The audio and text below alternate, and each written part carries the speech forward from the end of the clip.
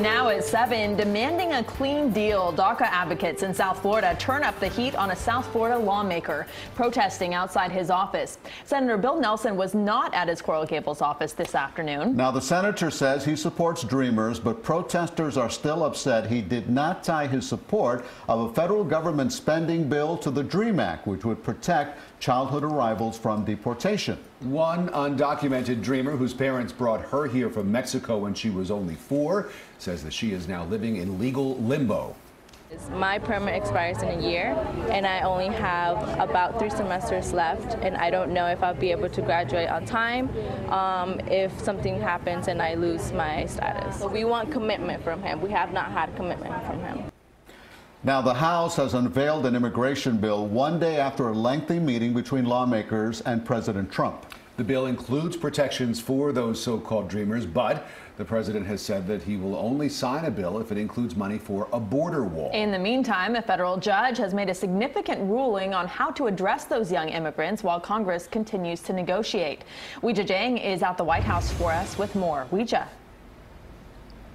The president certainly had some harsh words about that ruling, but today he focused on the praise that he received for his performance during the meeting with lawmakers here at the White House to talk about immigration. But the deal making is far from over, and now Democrats are signaling they may have a plan of their own.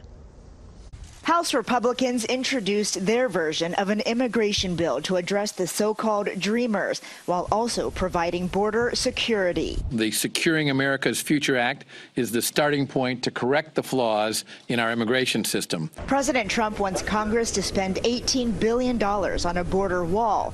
He says approval of a wall must accompany protection for DACA recipients. I really believe they're going to come up with a solution to the DACA problem, which has been going on for a long time, and maybe beyond that, immigration as a whole. But any solution has to include the wall, because without the wall, it all doesn't work. DACA is an Obama-era program which ends March 5th. It allows people brought to the U.S. illegally as children to stay. In September, President Trump ordered the program come to an end, but a federal judge temporarily halted that decision Tuesday night, lifting the fear of deportation for now. To the dreamers in America, go to work. Go to class. It's a good day. President Trump slammed the decision, saying it shows the court system is unfair and broken.